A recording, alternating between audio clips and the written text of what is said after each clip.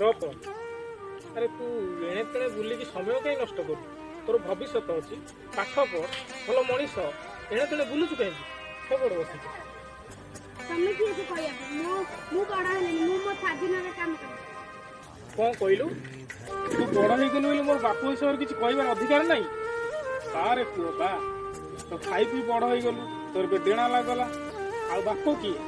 ହଉ ଯା ଯା ଯା, ହେଲେ ଦିନେ ମନେ ରଖିଥା, ସମୟ ଆସିବ ଏଇ ବାପକୁ ଝୁରି ଝୁରି ଦିନେ ମନେ ପକେଇବ ତୁ। ଯା। ବାପା ବାପା ବାପା ବାପା